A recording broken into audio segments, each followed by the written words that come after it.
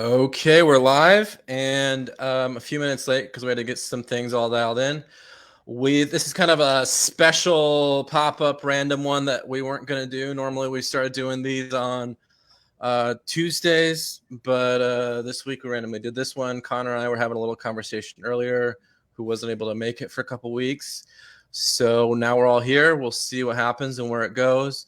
We're going to talk a little bit about some simple things like God and where we get morality, or where we don't, or if we do, or if there is those things.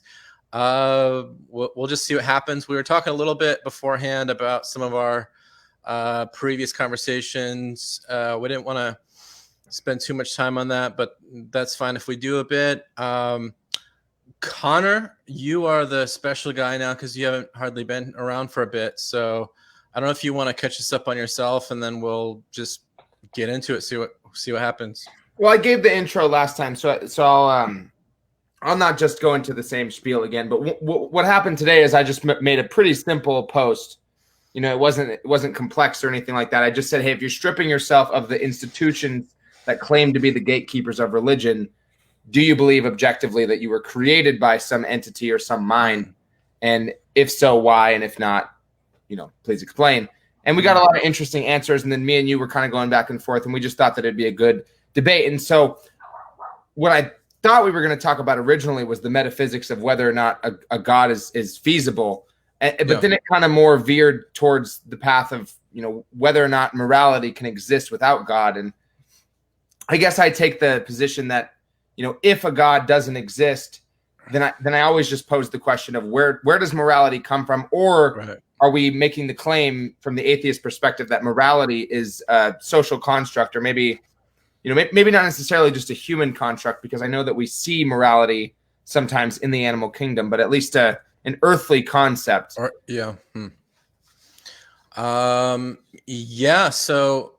we'll try to get into all that. I don't know if Jesse or Jonathan want to say anything before we try to dive into these things.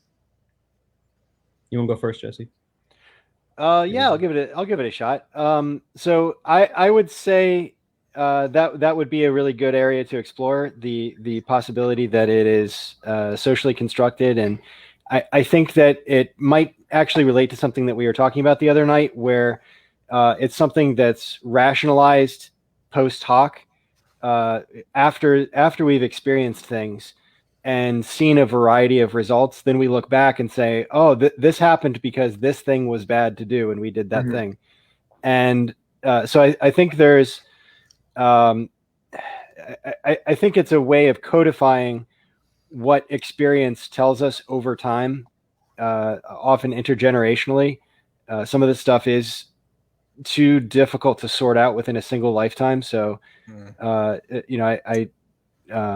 I take the point of those who say, don't just throw the baby out with the bathwater. There could be things here that you're not able to anticipate or predict. So, going to the distinction between like specific truth and like a metaphorical truth, which I'm sure we're going to get a lot into as well. So with that, I'll turn it over to you, Jonathan.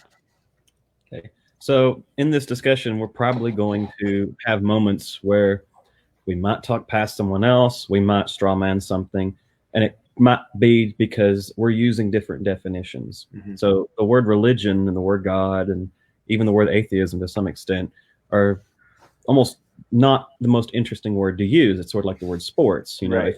If I play football, that's going to look drastically different than someone playing golf, but they're both sports. Then they use a ball and there's a goal. So I would classify myself sort of epistemologically as an agnostic, and that's with an I, not an A, because I'm concerned about people using the same dictionaries, or if they have different dictionaries, make sure to translate between them and have a coherent way to translate, or else conversation can't actually happen, meaningful conversation. And so if we're going to talk about something like God or faith or religion or something, we can use different definitions, but we need to establish what they are and speak clearly about them first. And we should also delineate what morality is as well, because while there are some, I feel like, moral ideas that are cross-cultural, there are also some that are pretty malleable. And and change depending on where you might be in the world. Right. So I agree. Okay. So this is tricky. I talked about it, and I don't know if we want to.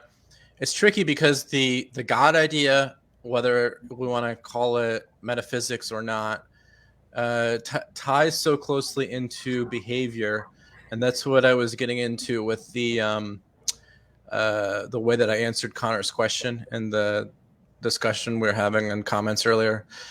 And so what I was getting at was a little bit of the issue we were struggling with the last 2 or 3 or 4 weeks was the whole act as if that there's God, which doesn't necessarily prove the metaphysics of it, but it can prove to a large degree acting that behavior is better than an alternate behavior, acting as if there's no God. And the thing is too, and I mentioned this a little bit earlier, we don't really know. We've never really, because our whole human history has in some way had deities in their behavior and their rituals and their societies. It's always had some type of religion at its center or practiced by most of the people. And the way that people behave is mostly in accordance to how you would behave in a more divine manner compared to just everything being like we're pure atoms and animals and purely rationalistically. So the metaphysics is really hard to get into, I guess is what I'm saying. But the behavior, I definitely think shows if you behave as if the metaphysic is true, it leads to a better behavior. And we don't even know what a total atheist world or even an atheist individual is like.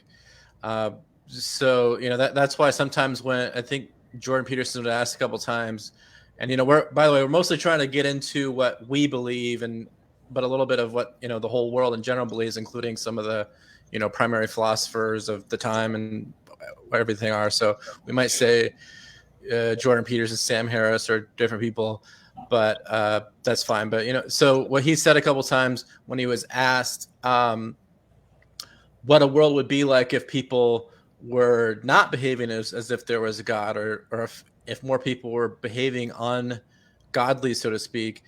And he sort of said he couldn't imagine it, but that the only way is, like, if you look at the criminal characters in fictions like Dostoevsky's or Raskolnikov in Dostoevsky's Crime and Punishment. And that's a good example because the character in that book uses pure rationality, and everything makes sense from a rationalistic standpoint, why to do murder and everything else. And so just on pure rationality of what's good for me and what I want to do and everything else, it's a slippery slope. And I'll kind of wrap up with this sort of idea, is just that I think so much of it goes into not even the rationality or pragmatism or anything else, but it goes into what our core assumptions are. And so it's almost like the top sort of belief might be things like if there's a God, or if society is like a God type thing, things like that. And then, like we were talking about the last 2 or 3 weeks, there might be some rationality or different things that we use to kind of get there. But the foundation of that is what our core assumptions are. And that really changes everything. There was a paper I read recently, or an essay by Carl Jung, where he talks about how there's these, tribal people that are like probably and they might even be the same ones that Sam Harris wrote about, are very similar. But basically, their whole society is based on just magic, and they're very close, supposedly, to our original, ancestors. Their whole society is based on magic, and everything's, magical. And so if we just look at that, just like sometimes people look at a Christian or a Muslim or different people in religions, they might say they're dumb or they're irrational, but that's not actually the case. All those different people with those different belief sets are being rational, but they just have different core assumptions. Well, I think they also, when you talk about a word like magic, I mean, it just depends on what you mean by that, because one person, who might be like an indigenous person, can look at a volcano erupting and say that's an act of magic, even though we know that it can be explained in naturalistic terms. But even just in that little example, it's showing that they're basically using rationality the same way. So it's not that they're being irrational. Same thing with like a Christian or a Muslim or a Jewish person or whoever else. They're not being irrational. It's that they have different core assumptions. Right. Sam Harris makes the same point. Yeah. If you're a Muslim and you might not be a very good person and very smart, but you're a fundamentalist and believe that Allah wants you to do this act of flying a plane into a building, let's say, to you, that's good. That's a good thing to do. So it's not just your core assumptions are not only tied to what you think is true about the world, but also your beliefs about what is good and how your behaviors are. Yeah, well, I have the same fear about the rationalists because, like Isaac just mentioned in Crime and Punishment, Raskolnikov. I always have a hard time saying that. Raskolnikov was justified in doing what he did. I mean, the person that he convinced himself to murder was someone who was tyrannical, someone who was causing misery in the lives of others, someone who was contributing nothing to society, and he rationalized his way into it. And so, and not to make this political or anything, but when I look at what's going on with the riots right now, it seems like people are, I don't know if I trust human beings to decide rationally what's moral. And therefore, that is why I wage that rationality comes from something deeper. And I don't necessarily say it comes from the belief that God is watching you, but it comes from ideas that have been culturally reinforced time and time again. And I just wonder how much of that are we going to throw out when we throw out religion? And I'm not saying that necessarily. Well, let me clarify that I don't think it's rationality that comes from something deeper. It's because rationality, and this is what we talked about a little bit the last few weeks, is that sometimes Jordan Peterson gets it from another philosopher, a set of philosophers, I forget now, but he doesn't just call them tools, he calls them affordances, which means it's something that helps you attain a goal. So in other words, you have some core assumption or some axiom at your sort of foundation of the way that you see the world. And then you use rationality to help you attain a goal and how that you understand the world and then how you're going to behave in the world. Right. So rationality is just this tool. And then we use pragmatism and a few other tools, or you can call them affordances. And so, which is something that we haven't really gotten into, but I think is important, is at the base of all this, and this is the point we're just on, is just that there's these core assumptions, and some of them might be rational, some of them might be irrational, and some of them might work, and we don't even know how or why that they work, but they're just there. And so, and to get into the whole, where we get values and morality from, and I talked about this a little bit the previous weeks too, is just that what matters is how it plays out in life. So that's why some of the core foundations in a nation or a society have to be things along the lines of non-violence or minimal violence and free speech, of course, because then if you have that kind of freedom without violence, then the society can grow and learn and evolve. So you that's why you've got to have those core principles. But then the thing is that so then sometimes principles will change over time, the other ones. So like those might be examples of principles that are going to always stay the same. Well, that's why I think it's kind of interesting that we're kind of conflating the metaphysics and the morality, because I do think there is a rational way to believe in God. I just don't necessarily know if that's the most effective way for most people. Because I think most people who do adhere to the idea of a creator do so in an maybe in an emotional way, or I guess let's say for a faith-driven way that guides them in their behavior. I do think there's another way. I just don't think that applies to most people who adhere to the idea of God. And that's not to say that most people are dumb or anything. That's just to say that most people lack interest in thinking about these things at the level in which, like us four are discussing it. Right. So I guess that it can always be rational, but then I guess the tricky thing is, so you have a top, I don't know what you'd call it, a value, and then a bottom sort of presupposition. And then in the middle of that are going to go things like rationality, pragmatism, and other sort of tools or affordances. Right. And so it's like everybody's going to agree rationality is useful. And so that's the thing, is sometimes we talk about people are being irrational, but like I said a minute ago, it's not a matter of rationality. It's a matter of the presuppositions.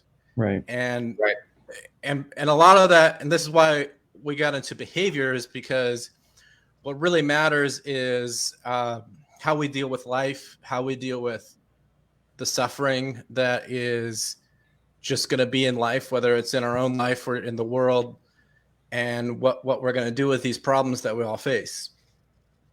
Okay. So, all right. So I guess there's 2 points coming out of that. One is that rationality is not the problem. It's your axiomatic system. And one point that Stephen Woodford made is that this might go into the foundational ethics, but I almost don't want to get into that just yet. I don't think we're quite ready. But we have the thing at the bottom might not just be axioms that you believe in, but axioms that you unconsciously accept as moral or physical intuitions, because we might have inherited some of those. Right. Or metaphysical intuitions. Right. So, for example, the intuition that 2 + 2 = 4, you can show that with apples or something, but it's hard to get that unless you have an intuition for it. Now, some animals have that intuition, but it's very hard to actually get that out of them. Right. Other intuitions might be that, murder is wrong, just, full stop. Right. You say, well, that might not be an intuition. That might be. Or I would give you an example. I'd like to provide an example for you. The smell of rotting food, like that's innate. You don't need to be. It doesn't need to be picked up anywhere. Right. So that's a great direction to go in. But the sort of 2 questions that we're bouncing around are: how is the concept of belief in God or acting as if God exists related to ethics, and does God exist? And I feel like the latter question needs to be hit first, because unless we pinpoint what we're going to mean by God, and if it's a coherent idea, we're not going to converge on the question that we seem to be wanting to get to, which is how God relates to ethics. Well, let me review one of the things that came out of the conversation we had the other night that I thought would actually be catch me up. A really valuable insight. I plan to elaborate on this in some articles to come, but it was an example that I gave to Jordan when we were talking about trans subjectivity. So he basically wanted to just have subjective and objective. And I said, well, no, wait a minute. Let me give you an example that can show you why I think we need to have. We don't want to obliterate trans subjectivity as a concept, because, so for example, a courtroom, if someone's on trial, there is an objective truth, out of realism. I think we can all conceptualize that there is a fact of the matter as to whether that person did commit the crime or didn't. And so that's an objective truth about reality. And then there's the subjective experience of each of the people in that room that is guiding them towards a belief about that objective fact. And then there's the trans-subjective truth or result that comes out of the process itself. So the criminal justice system has a process for deciding what the reality is according to the framework, and so how we behave because of those realities, what we do with murderers and how that they murdered. But go ahead. So for example, innocence until proven guilty would be a transsubjective truth. It's not a concept that makes any sense in like atoms or things, but it's something we all agree on as a useful way to go about the process. Sure. Yes. Something that wasn't around forever. Yeah, right. So those are social constructs. That's another way of framing it as a social construct. Now, those are very, very important because as human beings, we really don't have access to objective truth. What we have access to is our best guess of objective truth based on our own subjective experience, because we are participants in this reality that's constantly distorting our biases. Right. That's constantly, from our perspective, it's not like we have 40,000 foot in the sky view of reality and we can see it all. We're stuck as the participants at the ground level of reality, and so that's a huge challenge for us to see what's true and what's not. And just to clarify that real quick, what also matters isn't just how much it's objective or not, which is very limited, like you said, but how it works in action. Mm-hmm. So just to this particular example, it's like we can know this or that person definitely murdered that person. Maybe we come to that conclusion, but then all these things get into what do we do because that they did, and how did they murder them? Did they, premeditated? Is it, they call like first, second, third degree, and so on. Right. And so all these things are things that we agree on as to how that we then behave. So the stronger that you're, I maybe stronger is not the right word, but the closer that your transsubjective process in society is able to get to the objective reality of did the person actually commit the murder or not, mm-hmm. And so the alignment of rewards and punishments to reflect that. You wouldn't want a system where it was letting guilty people go free and it was executing innocent people, right? So the further away from objective truth a transsubjective structure is, the more deranged it would get, and so that's the reason. Unless there's no objective morality, and then it doesn't, it means all of it's meaningless, doesn't matter, Well, no, I think there's it's a little different. I think there's objective facts about the world, and right. So for me, the morality is what the individual map is. Of each individual person. I think we each have our own moral code, and even amongst the four of us, we probably have different moral codes, almost like we would have different fingerprints, and we would each handle different decision-making challenges in different ways. And that changes every day for everybody. Yeah, and so it's not just that it varies amongst every person, but it even exactly varies across time. Because I know that I would handle certain situations differently now than I did when I was younger, or even pre-COVID, or even pre George Floyd. Yeah, sure. Yeah, so because of that, I would say morality is something that is to say there's an objective morality is almost like saying there's an objective move in poker or something like that. Because it's like. Morality is is like for me, it's the code that you're going to use to make your decisions. And so that I don't think there's one code that works in every situation to get you optimal results. And let me see if I can clarify this a little bit, that so there's not necessarily going to be like, in this situation I should always do, in A situation I should always do B behavior necessarily, or so that's how that our code of morality will change from person to person, from day to day. But the value structures are mostly the same at their core.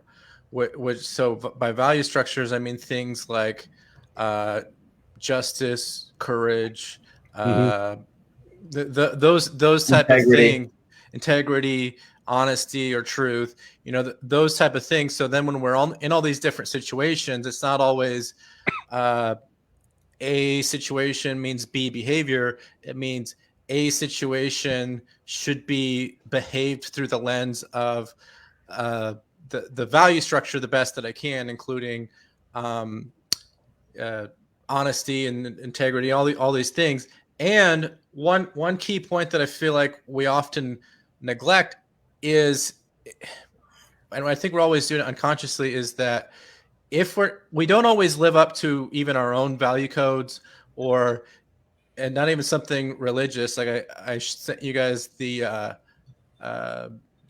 secularist, or I don't know if it's secularism or secular humanism from Yuval Noah Harari, and he makes a good point that to a large degree that is one of the highest moral codes to live up to, and nobody does it.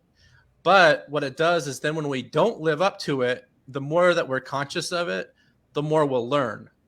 So, which is really important, because the way that a person is going to be when they're 20 years old is going to be really different, or it should be different compared to a 40-year-old, 50 or 60 years old. And because we're supposed to be constantly learning and growing in our values and in morality, which is kind of the process of our morality, or our values and morality coming conscious, and they should do that. It's just life should make your values conscious, but it takes time. It has to put that through the test. So Connor's getting pleasantly interrupted here. Yeah, I've got one too. Let me put it.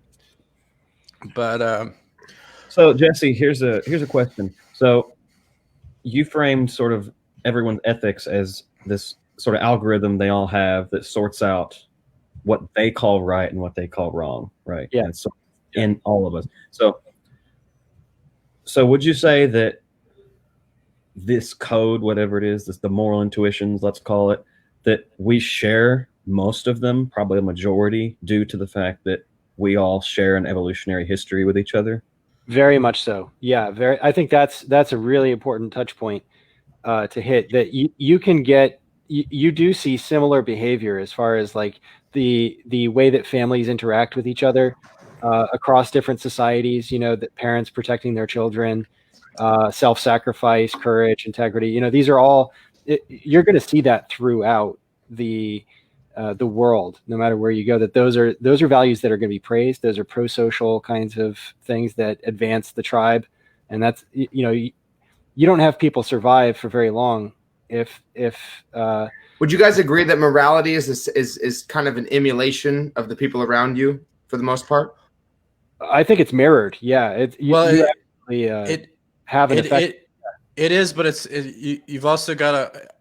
Okay, so this is another way that Jordan Peterson puts it. Well, real quick, the point that I was getting at was that. Yes, I agree that there's some things. I was just going to say that it's handed down from generation two. Definitely. But go ahead. Well, yeah, I mean, I think I'm not. It's a good question. Are there more things that we all share morally? Or are there less things? So I can think of a few off the top of my head. Like we all know it's not okay to lie, steal, kill. But then you think about things like, not to be gross or anything, but you think about things like incest. And incest being wrong isn't a given across cultures. I mean, so many cultures engage in this behavior. But the weird thing is us four, we consider that kind of behavior reprehensible. But your parents never sat you down and said, this is objectively wrong. You just kind of knew because it was inculcated in your culture. Yeah, but I would say, like, with that as an example, I mean, for me, yeah, I would never want to. Of course not. But at the same time, I think it's not necessarily a given that I would say that nobody else should do that. But I say that now because of what I've learned from the culture that was handed down from generation to generation. Some of that might have been science or psychology and other things like that. I think it depends on geographical isolation too. If let's say you're a tribe of 150 people, there's only so far you're going to be able to take that gene pool without having some sort of incestual contact, and so cultures still to this day engage in that behavior and they seem to propagate, at least somewhat okay, maybe not efficiently, but well, it definitely takes a toll genetically and culturally. It takes a toll. Yeah. But if that's the cost of keeping your society going, then it could be the choice between either that or dying out. Right. Sure. And so that's why and going back to, I don't think there's one single objective morality, because there's not one single objective circumstance that every single person on planet Earth is going through. We each have our own situations that we're, and our own cultures that we're trying to navigate. And so one of the things Noah Harari is going to talk a lot about is the tremendous variance that you would see from tribe to tribe in ancient tribes. There was not one single culture or morality, or in some tribes homosexuality would be perfectly fine, maybe even celebrated. In another, it would be reprehensible, totally unacceptable. That goes for just about everything you can possibly think of. It's the same thing with apes too, by the way. Yeah. So you get lots and lots of different variety, and I think that's just evolution playing around, tinkering. I think. Well, let me tease that out a bit, because we were talking earlier about how the rationality isn't the problem. The problem is the moral foundations. But people's rationality, the conclusions they draw, can change from place to place. So let me pose two questions. The first, Jesse, is, since you think that we all do have these shared algorithms because of our evolutionary history, would you say that that's an objective fact about people's moral intuitions? I think there are objective facts about it, or at least there's patterns you could draw that are clear enough that you can use them reliably. I like that phrasing a little bit better. Yeah. Sure. Yeah. So then the next question is, do you think that those differences, say some cultures have incest, some cultures don't, some cultures abhor homosexuality, some don't, do you think those differences are axiomatic or derivative? I'd say probably derivative would be my guess, because it is. Yeah. So what we don't, it's not that we don't like incest, it's that we have more other cultural, social things and rationality piled on top of each other that, when combined with our moral intuitions, make us say incest is wrong. But Lawrence Krauss pointed this out in a debate once. He said, well, there's an observational reason why we would evolve the disgust toward incest. And Jesse, you pointed it out, cultures that doesn't propagate well, and it's obvious that it doesn't. But then if you completely remove that property from it, let's say you had two adults who maybe they'd forgotten, or that, let's say the situation was such that they didn't even know they were brother and sister, let's say, and they used Luke and Leia. Yeah. So what else is actually there saying that that's wrong, or is it no longer necessarily wrong? Right. The Jonathan Haidt question. Sure. Go ahead.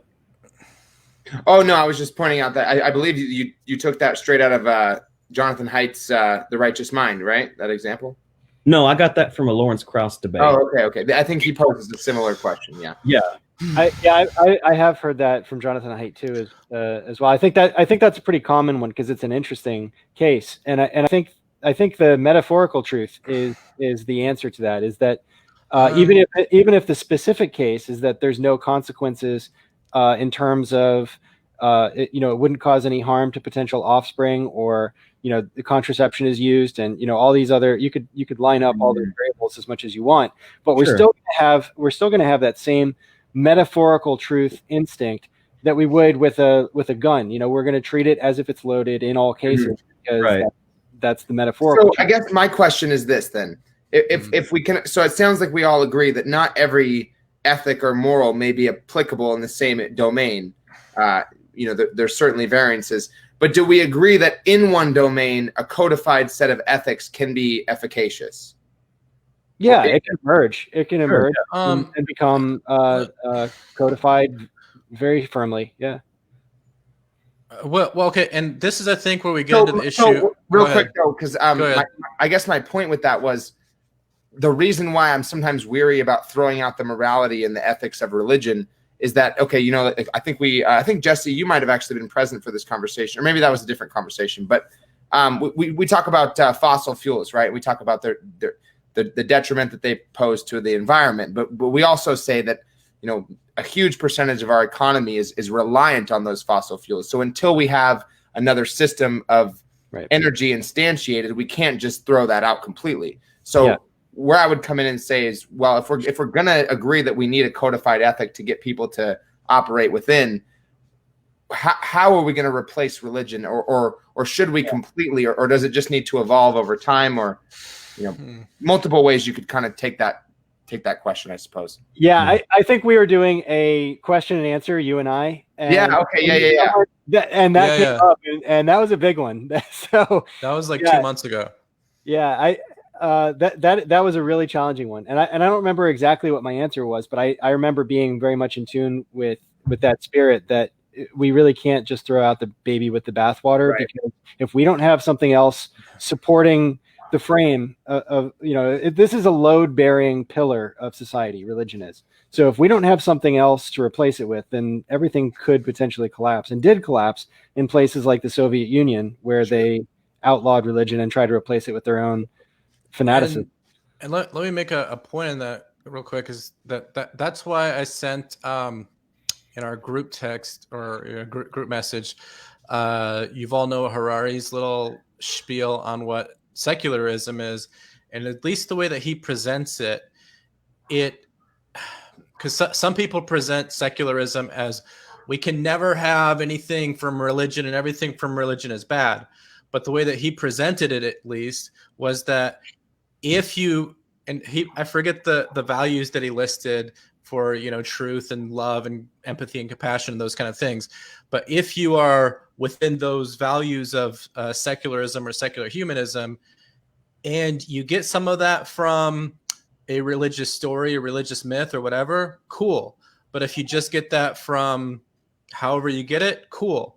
And so that's why I think it's not necessarily like we need to throw out religion or just be like, okay, everybody be religious, but we need to set those foundational values, and then whatever reinforces them, whatever that it might be, it could be a religious story, it could be, Crime and Punishment by Dostoevsky, and there's other fictions and nonfiction stories and things that can support it. And so, well, I think when you throw out the codified ethic, what always comes out of the void is tribalism. So you need something to unify people that will get them to put their ethnic and other differences aside and unify against that. And that's why religion was so efficacious, because we can all agree, you're black, I'm white, you're a woman, I'm a man, but we all believe in God. I'm not saying that necessarily has to be the thing, but we have to come up with something that unifies us beyond our tribal tendencies. Right. You're right. And I think that's the tricky thing with like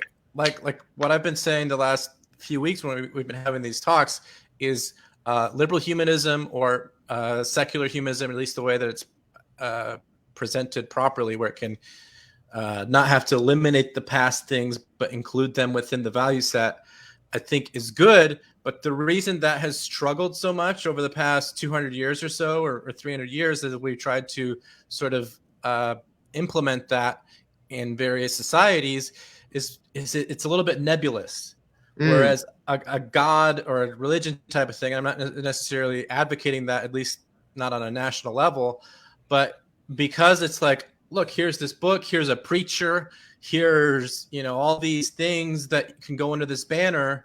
But if you just say something like compassion, empathy, avoid suffering, those kind of things, it's hard to get people under that banner. Although I think at least on a national type level or global level, that's probably what we need to do. But it's just hard. It's hard to do that because it's a little bit like squishy, nebulous. People don't really get it. Right. Yeah, that's what I was worried about with my Facebook group at first, because that's my issue too, I think. Yeah. In the daily discussion lately. Just kidding. Daily firestorm. Yeah. Oh yeah. Clickbait storm. Yeah, it's tough. It's a kind of a walled garden. That's one of the things that religion achieves is that there is a hierarchy that it establishes. And so if you've got congregations and communities of people, and you've got some individuals that are taking advantage and acting in a counterproductive sort of a way, then you've got a hierarchy that's in place that can shut that down. And the interesting thing I've been going on jogs and listening to Yuval Noah Harari whenever I do it, and he's got this like 62-part history series, a brief history of humanity, and so it's fantastic to listen to these. And one of the recent ones that I was going through, he was talking about how hierarchies, they can be very compelling. It can unite the society. Everyone in that society can more or less agree to the rules of it, and you can have. Are you talking? Is that religious hierarchies or social hierarchies? That was social hierarchies, but it could be religion can be part of that, though. Right. Yeah. And but the thing is that all across different human societies, they all have different hierarchies. So in America, for example, it's race and wealth. That's historically what it's been. And then in India, it was caste, right? And in the Ottoman Empire, it was religion. And so wherever you were in their religious hierarchy, that's what. But they all have hierarchies, and they all establish order through these hierarchies. Right. But they all think, if you were to ask them, they would think that it's a perfectly natural state of affairs. This is, of course it would be this way because nature demands it to be so. And yet each one comes up with a completely different hierarchy. They're all playing different games. Right. And I think that gets to what Sam Harris talks about in The Moral Landscape, that the way that we structure our hierarchies dictates the kind of games that we play. Yep. And one of the most deranged games that we see going on right now is victim culture, right? So if you've got it really bad, you're great. It's weird, but it's so stupid because there's some rich people that are miserable. They might not admit it.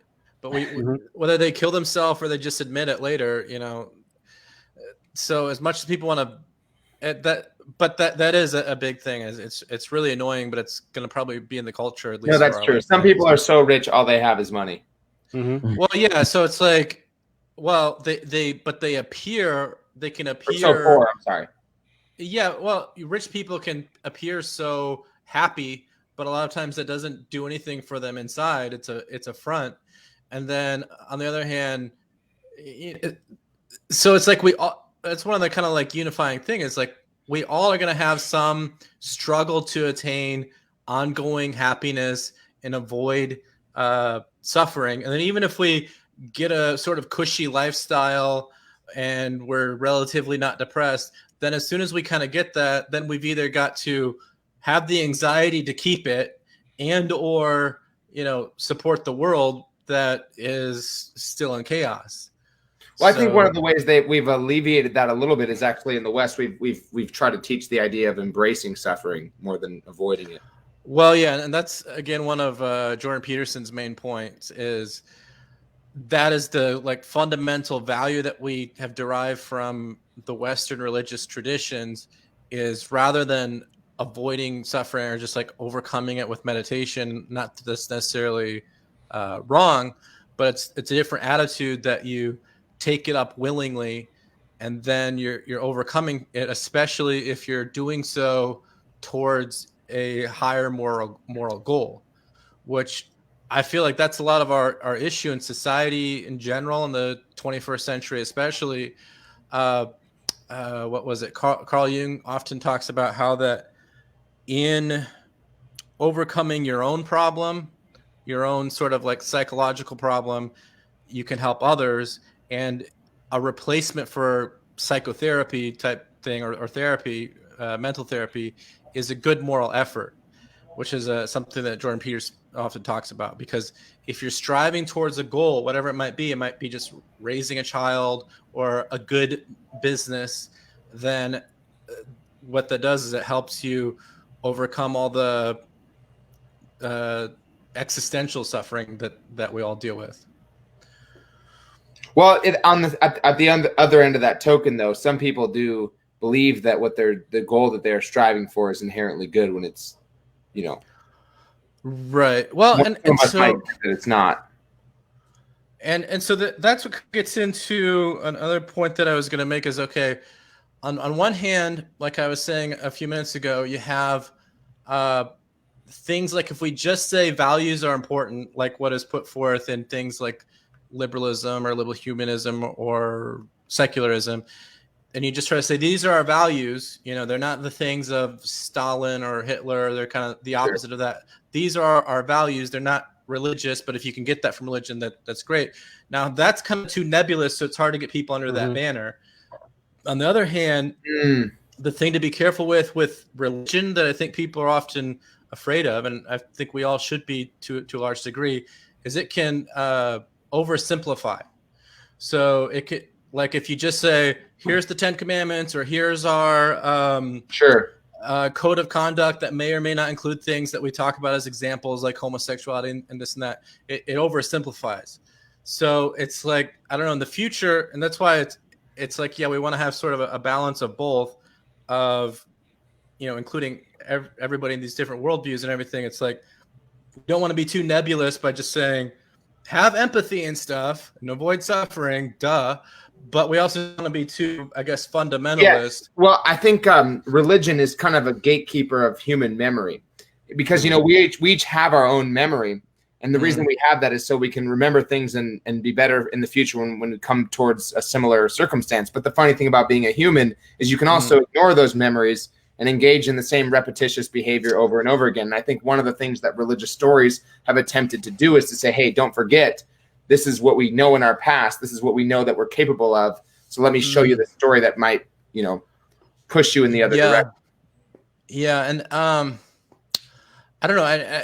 I'll say that this is almost like it's like a Nietzschean thing and a little bit of an atheist advocate, where that sometimes you can be, and it's sort of a Jungian idea too, where that the religion can protect you from the experience or insulate you from the experience of what religion is really trying to get at, which is sort of like our core value structure that's already baked into us. Because it's similar, and I talked about this a little bit, I don't know, 2 or 3 weeks ago, how Nietzsche would often say, don't drink alcohol.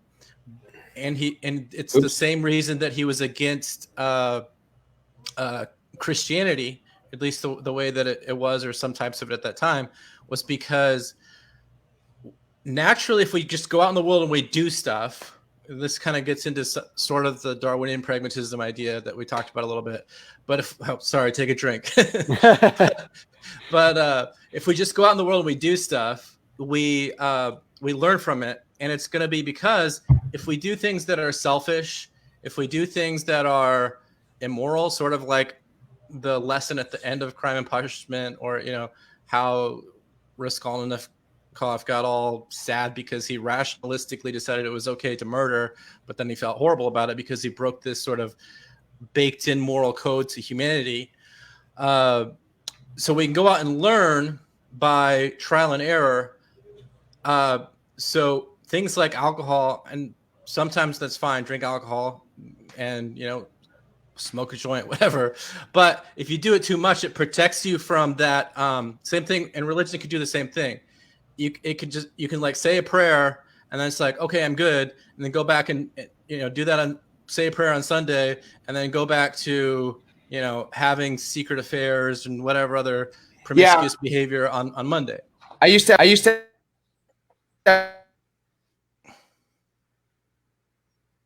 We lost you. No, you muted your own mic.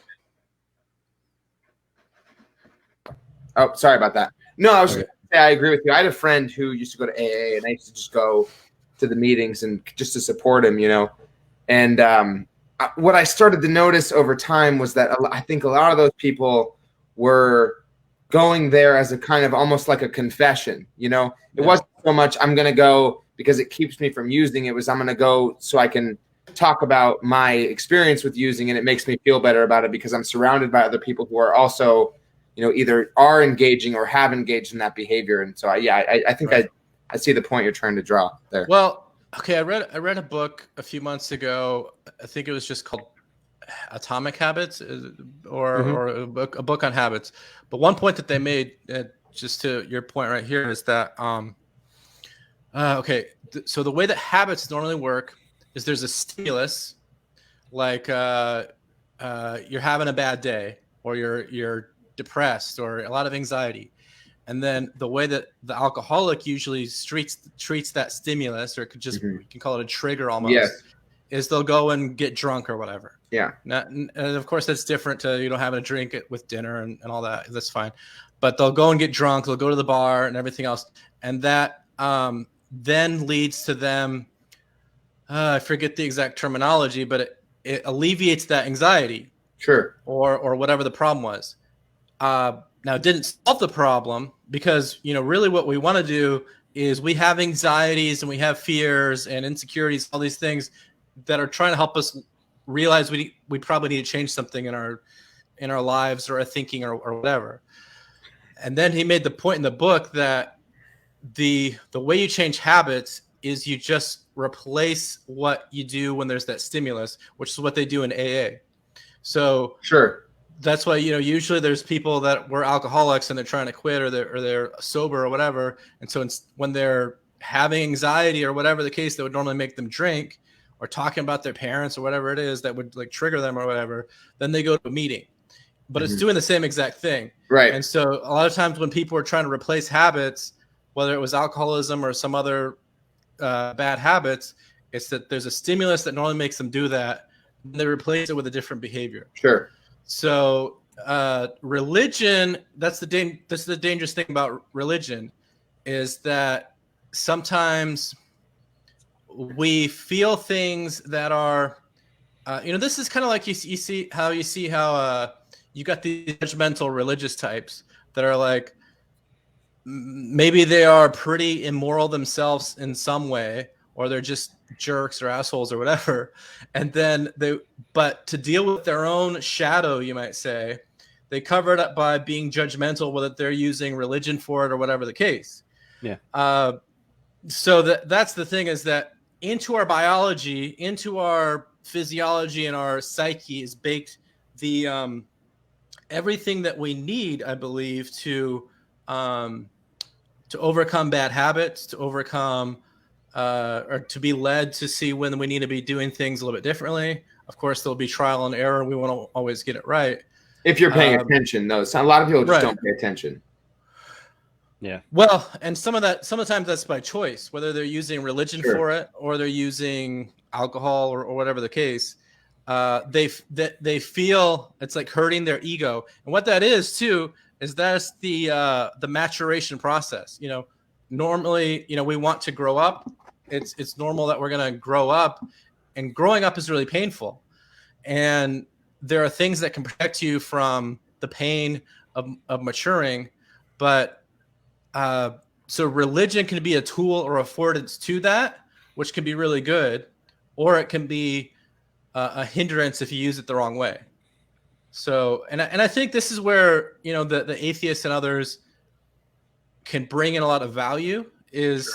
Instead of just saying, like, that's the language that I don't like of Sam Harris, is just like, he often just says, we need to do away with religion and its bullshit, where that's obviously not going to happen. And maybe that would work for him personally and for some individuals, right. But what he should be doing. And that's why last week when we were talking to Jordan, who's kind of like in that camp, I said, do you believe in freedom of religion? And that's important, because if you believe in freedom of religion, but you're kind of preaching against it, so to speak, like Jordan Myers sort of, and Sam Harris, really what you're doing is it's sort of like a your own gospel or anti-gospel that you're putting out there, mm-hmm. which is your own way to bring new values in it. And that's fine, because the value structure of society right. needs to constantly update. So really what they need to be doing, rather than being like, it's bullshit, we need to get rid of it, they need to put it against values and say, for me, I say, this is counterproductive or whatever. So these are the values you need to check your religion against, and then that'll help you grow more, and then we can all like live in a better place. But then, of course, too, you want to say, but if you want out of it, that's fine too, because of course there's bad churches and bad religions to be in that people might need to get out of and figure things out. So it's complicated. Definitely. Well, I Okay. think definitely it's. Go ahead, Jonathan. What were you going to say? No, you're good. Okay. So we might have segued somewhat, but Yeah. let me sort of bring that back to what you were talking about, which is, okay, well, if you're an individual, Yeah. so Be right back. oh, okay. So you might have, and Connor, this might clarify what you mean when you say something like, well, I don't trust people to be moral without religion, or I don't trust, society to stay together without religion. I mean, it depends what you mean without religion, but yeah, go ahead. Right. That's a definition to possibly be hashed out, but let me just paint a picture first. So if you're maybe a society, that might be a prerequisite, but you could ask, for example, okay, is that true at the individual level, right? And I would guess you would say no, right? Is it true at the individual level that you can't be moral without religion? Well, I think you can be moral without religion. Okay, yeah. So that goes back to what Isaac was saying a minute ago about. Or maybe I would say, just to qualify, I would say some people can, maybe not everybody. Okay, right. Well, that starts to get into, well, are we so special that we can sort of look past the myth, let's call it, and understand the utility of various ideas, whereas the average person isn't? Is that what we're? I would say that, yeah. Well, yes, and no. To say that. It sounds arrogant to say that. But it's depressing. It's true though. It's depressing, but it's depressing, but I think it's true. Yes, and no. So I would think that, like, for example, let's say, again, okay, this is just a hypothetical. Let's say Sam Harris is bringing up his children. I think he has girls, but whether they're, and I don't know what his whole, he has at least a couple girls.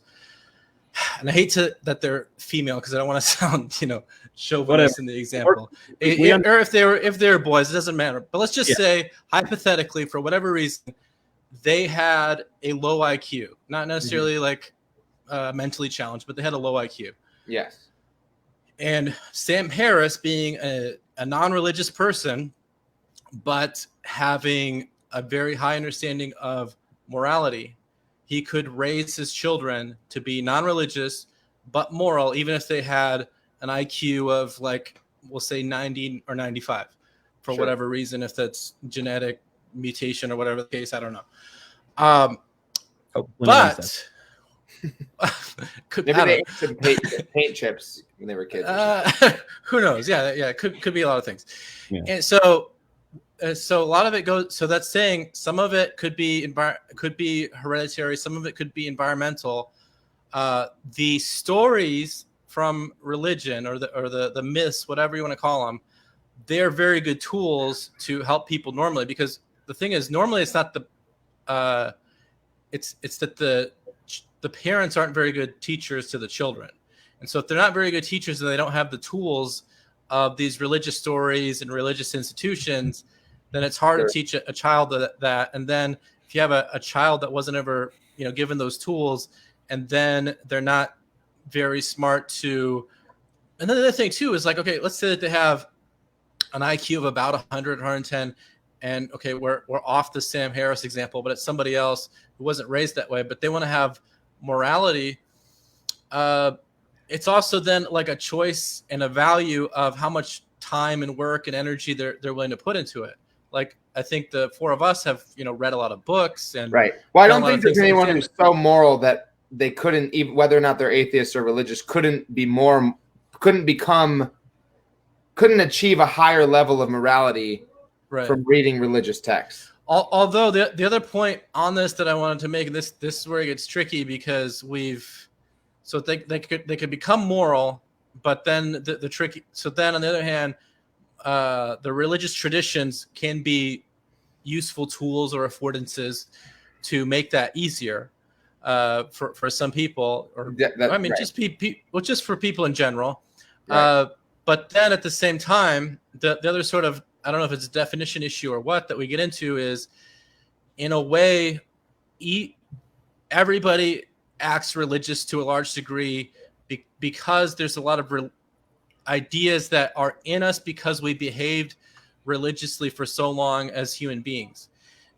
mainly the sanctity of the individual, and that's like kind of the core to it, because otherwise, if you're being pure rationalistically, then that's where you can rationalize, in the sort of game of games or games of life, if you can get away with stealing, or if you can get away with sometimes even murder or incest, or all these things, then maybe it's fine. But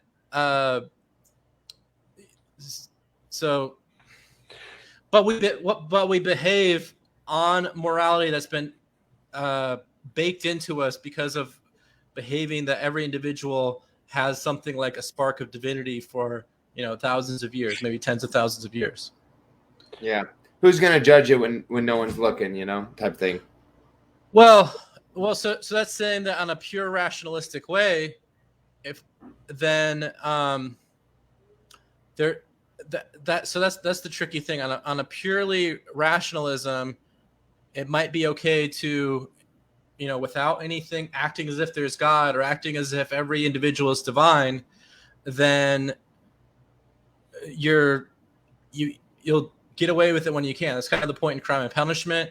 He got away with the murder, but then on the other hand, it's like you're ultimately your own judge, which is kind of like that God within us, Mm-hmm. which is kind of like the judge is like, I can go out and steal from people, whatever, if I can get away with it. There's a lot of things you can get away with now with the dark web, like I mentioned a couple times, but that's the thing, is that we're ultimately judging ourselves from that sort of our own conscious, and that which is what my point is, I guess, is that that's a religious behavior, even if we don't call it that.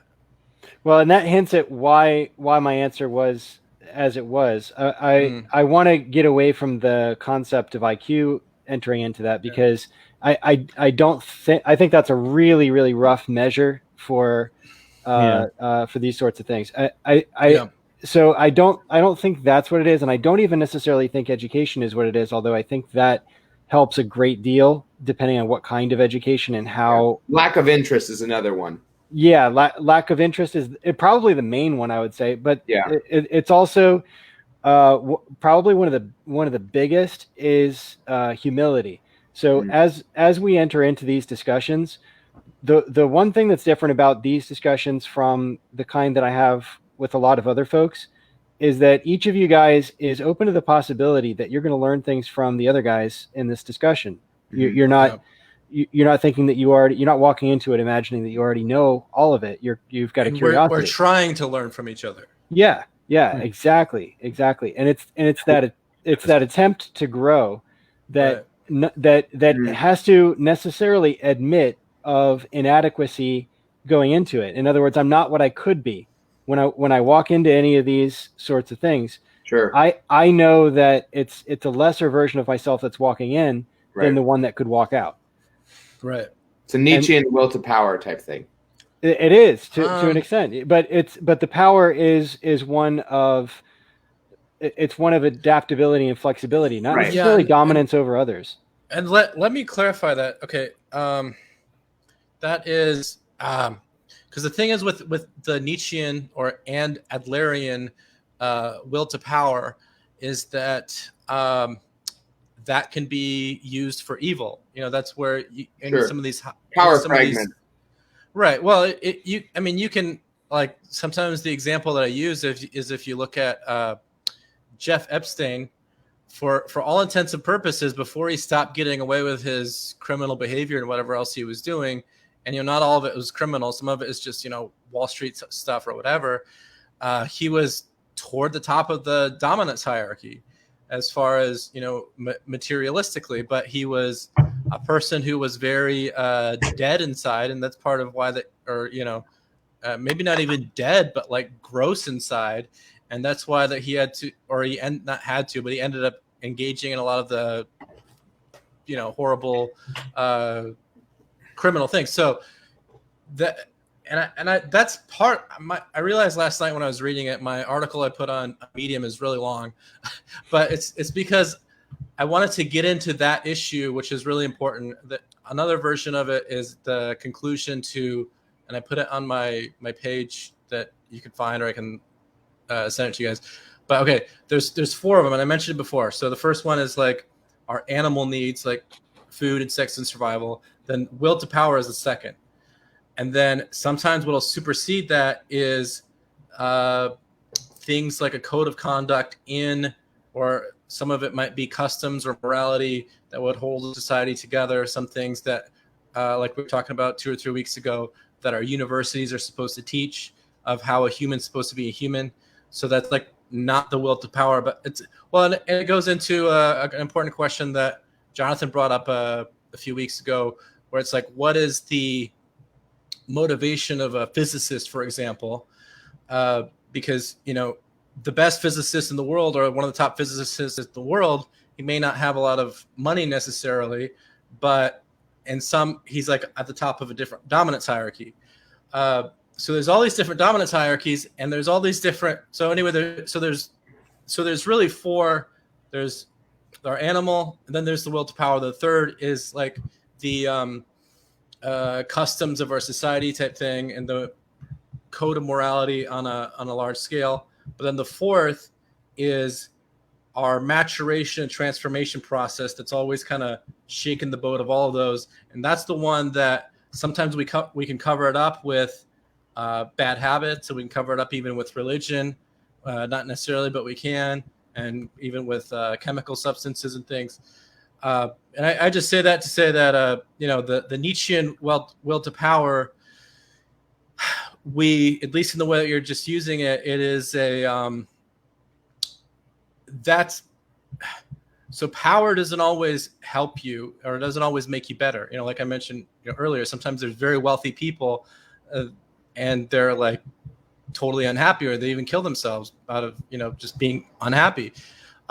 So that's what makes humans really complicated, is we got those 4 things always going on. Is we need to survive and be healthy in our bodies, and we need and the will to power, which ties into Adler's inferiority superiority kind of complexes.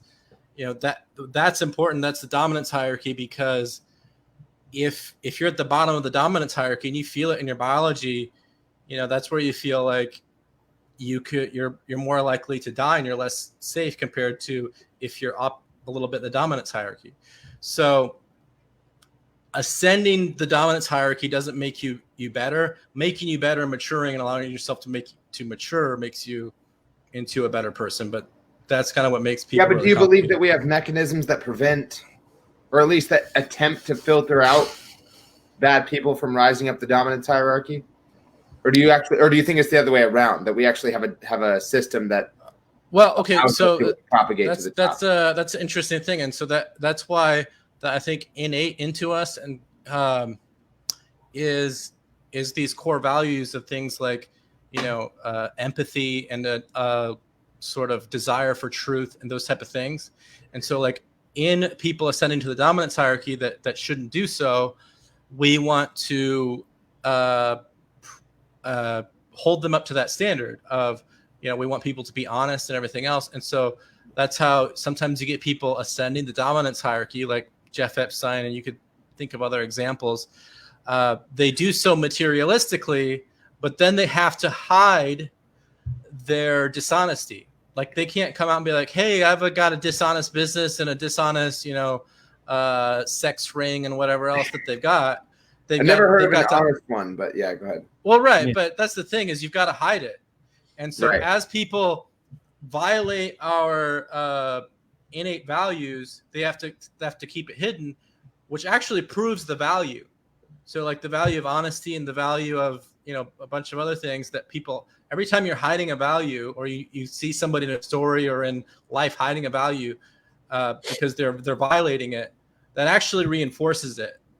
And in their doing it, and sometimes that's why they have to do other bad habits, because in their doing it, they know that they're doing something wrong. So then they usually have to do other bad habits to cover up their own feelings, because they know that they're screwing up. So. Well, you could think of that almost as being like a body where it has more and more parasites or Right. inflammations or damage accrues over, and at some point the system is just too broken to maintain itself, and it needs renewal. That's the Phoenix metaphor. Right, and it we all do that, and that's why societies always need to update. We need to update what we do with our technology, our economy, our everything in our society. Right. And the question becomes whether or not the values are the same, but some of the behaviors need to change around to bring those values into the new world. But go ahead. And I think the position of the atheist is that not necessarily we need to update, but that certain things need to be replaced. And I think that is a good question to ask, is when do you get to a point where, a converging point where you have to decide whether or not to update something or to replace it completely?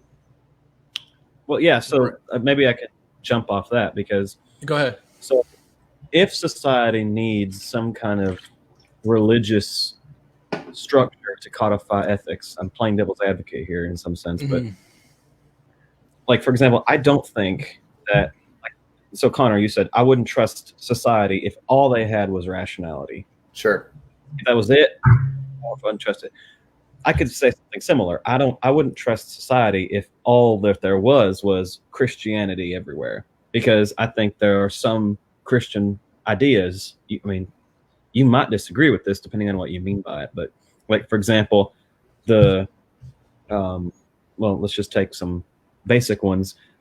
Killing someone who's a virgin or who isn't a virgin on their wedding night. That's one bad example. Or homosexuals to be stoned to death, or killing someone for picking up a rock on Saturday. So, you might question that. You might say, well, what are actually Christian principles, right? Sure. Yeah, I mean, sometimes in those stories, what you see is just accounts of things that actually took place, and they're not necessarily espousing to do that, but just relaying information of the time. So certain parts of the Bible are I think we can all agree that most of the Bible is not a historical document, but I think certain parts are recollections of things that were witnessed. I would say to kind of like briefly address that, it's like, even if the Bible, and to some degree they're saying, slavery is okay, and here's what you do with your slaves. That's saying that, like Christianity is an example of a morality set that has updated over time. So even though it said, this and that about slavery, this and that about when to kill this and that person, we don't do it anymore. Right. And so homosexuality might be a better example, just because we're still kind of updating that one. Right. And for the most part we have, but not everybody's the same in that. And so, of course, there's nobody in the world who's gonna, or almost nobody, who's gonna promote slavery anymore. But what that shows is we had this set of fundamental axioms, and then we put it into the world using rationality, pragmatism, and life to test it. And then after a while, it had to update. So that's the thing with religious texts, is some people act like they can never update, but at least with Christianity, for the most part, it has updated over time. Sure. Right.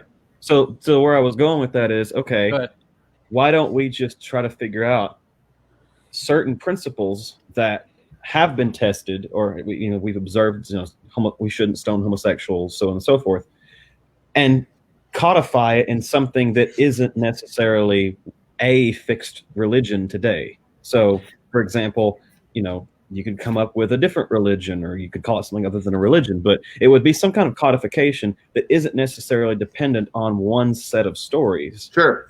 I think the reason why that's more difficult to do now is because not everybody is religious, but I think that's, in a way, that's what we're doing right now, even though, and society as a whole is doing that now. Right. Exactly. That's what I'm saying. I'm not saying that we're dictating the way the future is going to be laid out individually, but people like us now can actually get together and decide, okay, which ideas are good, which ideas are bad, and how much should we value rationality and how much should we not, depending on the situation. Another impedance to that is the fact that so many religious people are fundamentalists as well.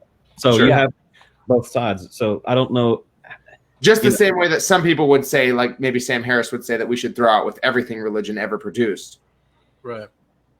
Well, not necessarily like the music and there's a lot of beautiful things that it produced that I don't think he would necessarily want to throw out. Yeah, but, I think he did say that in the Pangburn debates.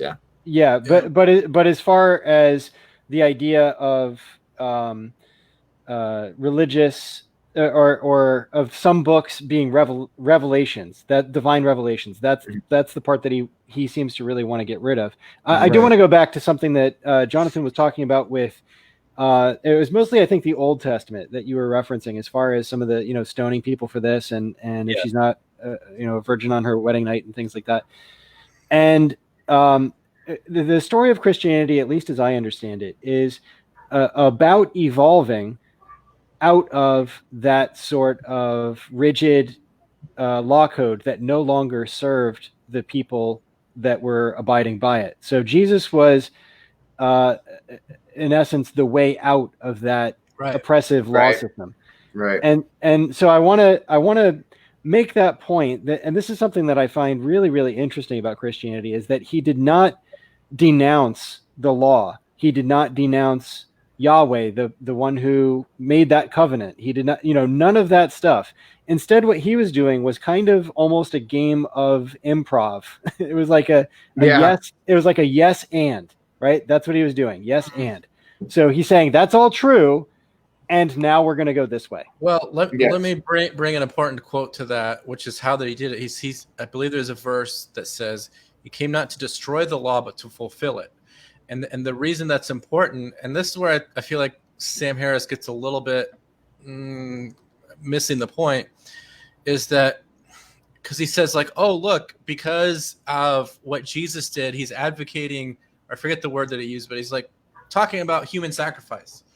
But that was the whole point, is that since Jesus, we don't have to do, not only like up to that point, there was some human sacrifice and a lot of animal sacrifice, but since then it's been okay, no more of that, but we're going to do a because really all that was symbolic of we're trying to figure out how to sacrifice and overcome our bad habits and our bad ways and our temptations to be like Jeffrey Epstein and all these things, or pick up bad habits and pick up dishonesty and all those things. Or at a more evolutionary biological level, so not, if I sacrifice myself for the village, that's a good thing.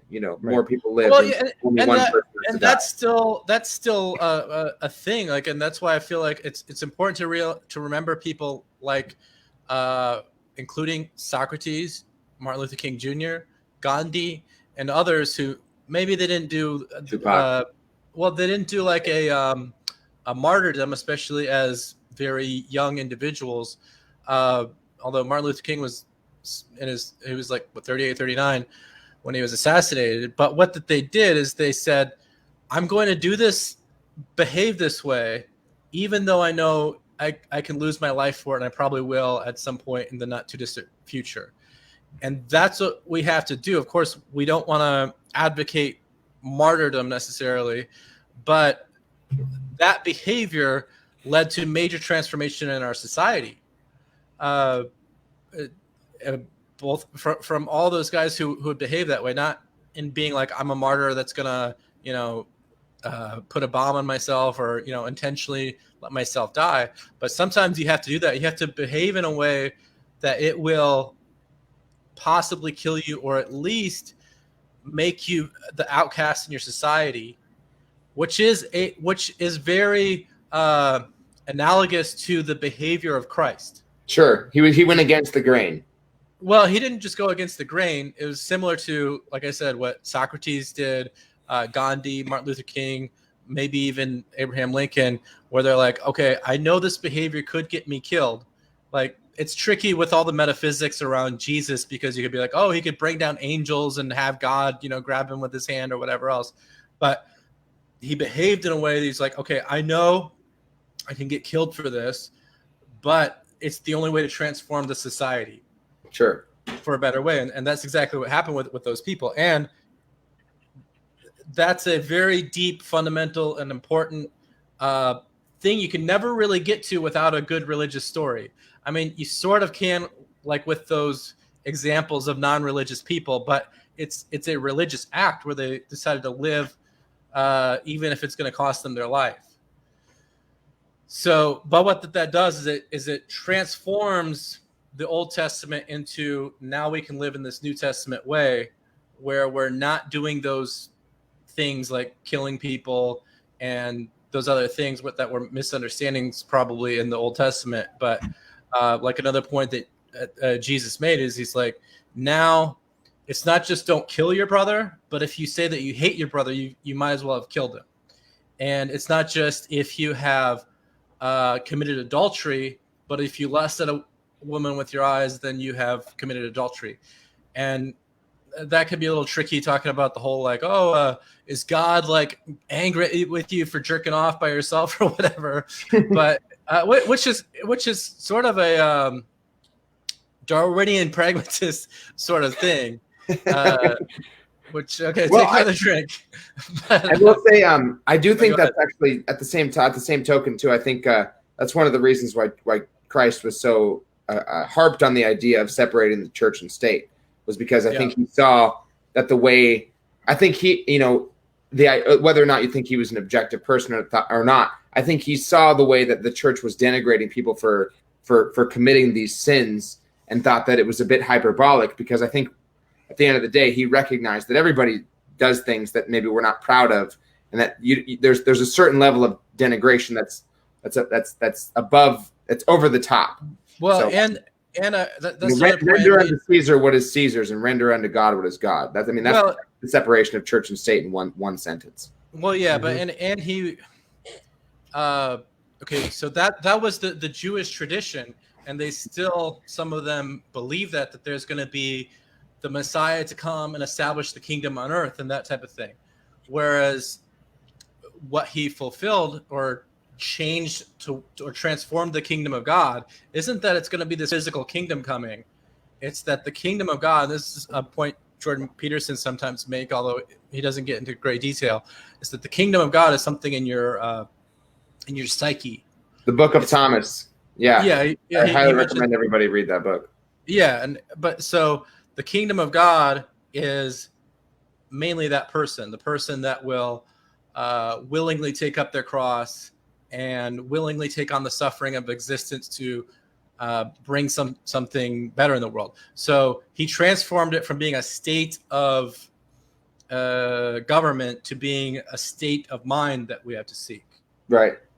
Well, that's what's so interesting about Jordan Peterson, is that he's able to be a bridge, right, that Harris has sort of rejected the possibility of, in his approach. And so what Jordan Peterson is, it is almost messianic, which is unfortunate, because his fanboys get a little bit too worshiping of him. But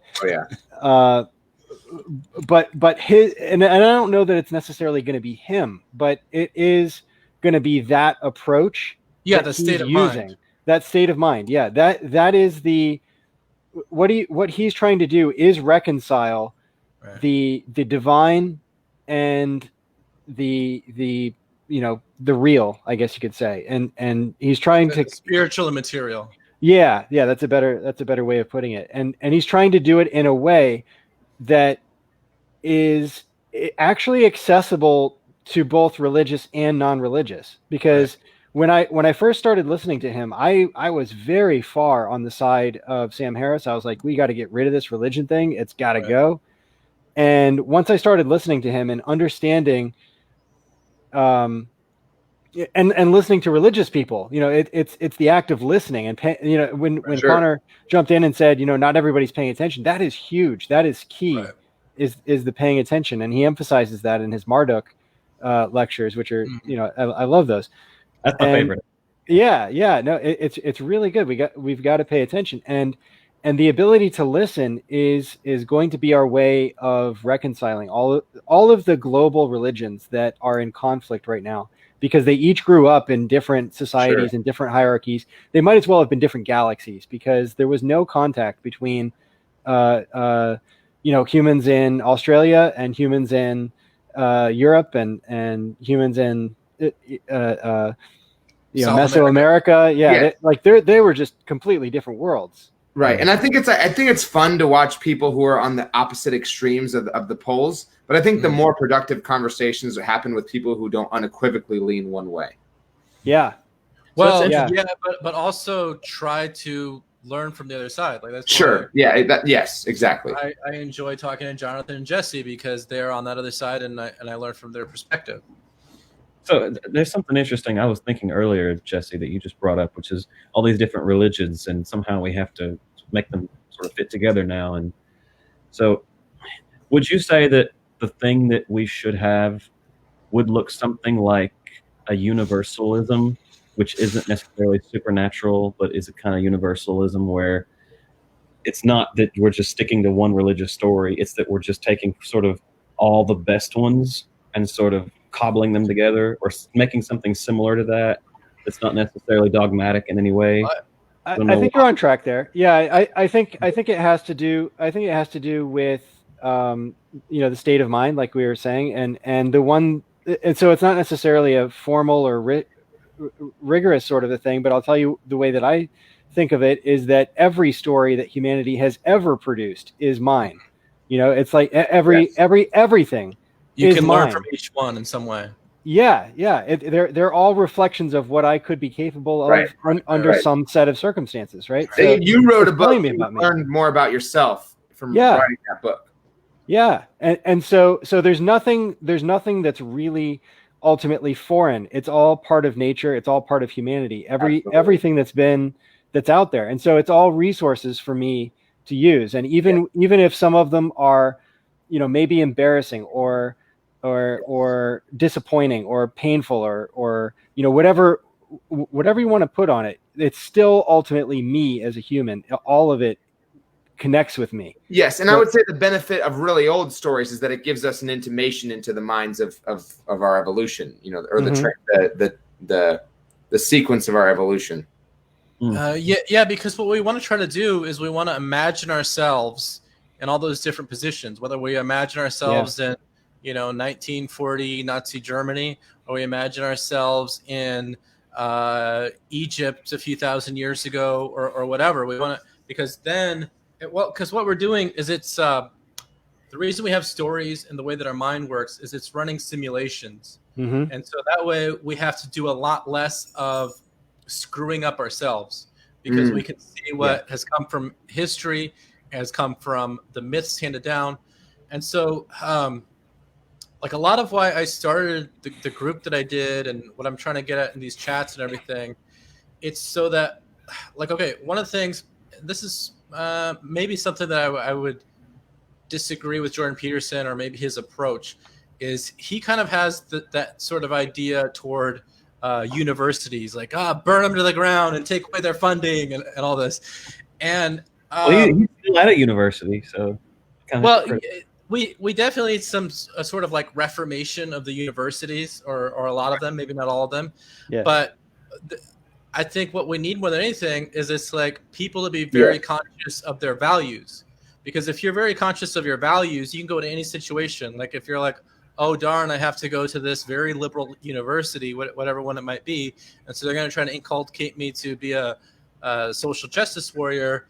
That might suck, but if you prepare the young teenager or whatever point that a person goes to that university, or maybe they have to go to a temple or a church with their spouse or whatever family, it's not going to be like, oh, I need to burn this place to the ground. Yes. If you go in with your value set, you can test it against your values, and you can learn from whatever situation that you get into.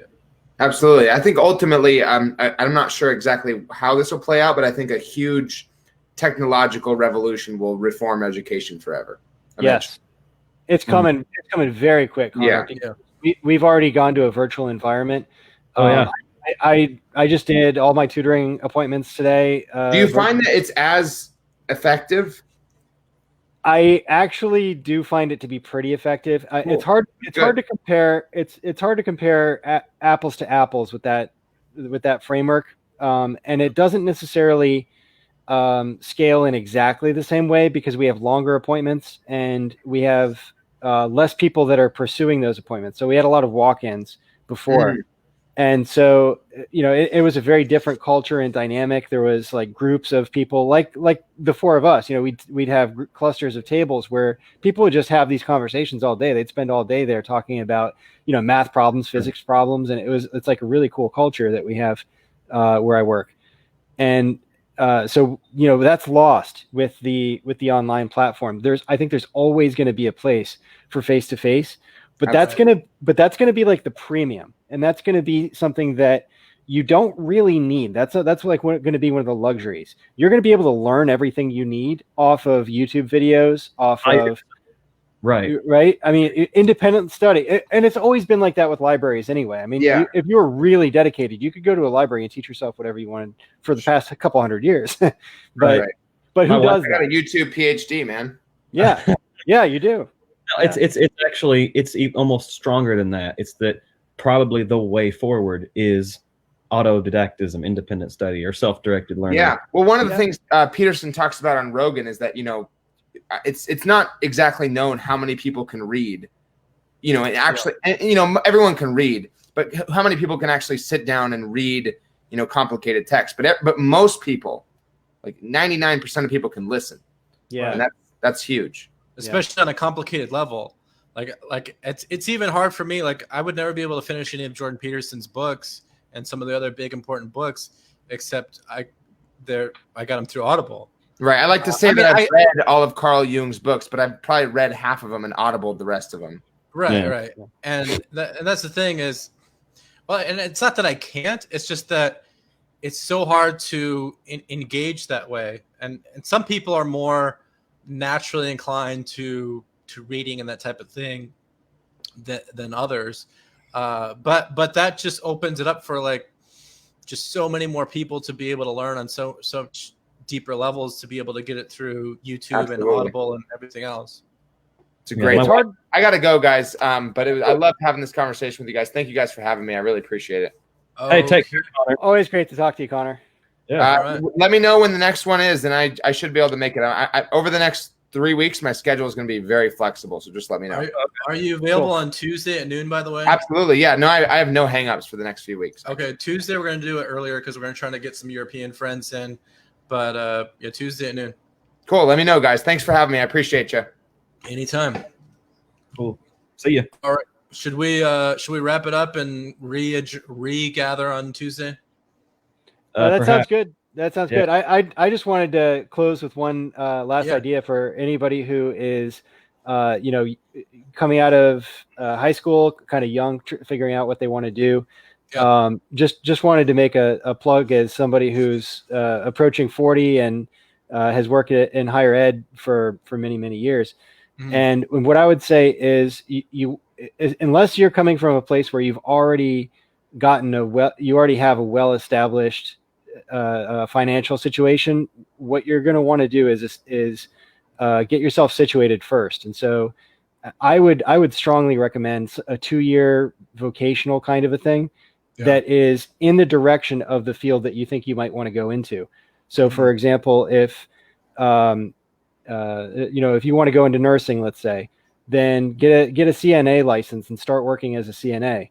Right. And then move forward towards some of the more advanced degrees as you go, because at least that way, one of the things that I did that I wish I maybe had done a little bit differently was I got a very broad kind of a degree. I got a business degree, finance and economics. And when I came out of, you always kind of put it off. You think that I'm gonna figure out what it is that I want to do.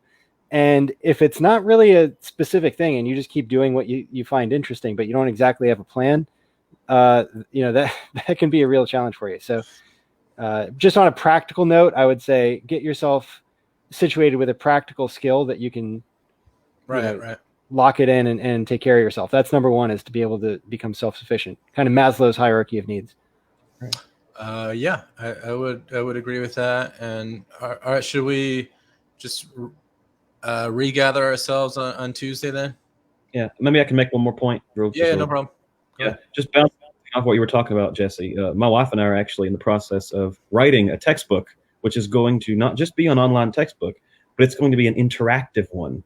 So that interaction that you talking about that's missing on online, what it's going to be is there's a textbook where it's not just that you're doing it by yourself, so it's independent study, but it might be, for example, a GTA could, slowly say, okay, I'll help you get through it. But it's that you're interacting with the various steps and okay, here's chapter 1, and you're interacting with the various pictures and ideas and questions they're putting forward. So yeah, in the future, it might come to the point that we have interactive AI on smartphones that help us have self-directed interactive learning both at the same time. Or augmented reality, Or things, So that's my wife and I are actually doing that now. We're going to start writing a textbook. I don't know how it's going to be, but I'm really excited for the way the future of education is going to evolve.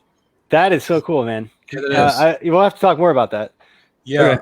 I'll say on that note, I think it's really cool because as you know, I talk a lot about audiobooks, but the way that I'll often do them is I will I'll listen, but I'll also have the text there too, because certain points I want to like study more closely, whether I get the physical book or I get it on Kindle or whatever.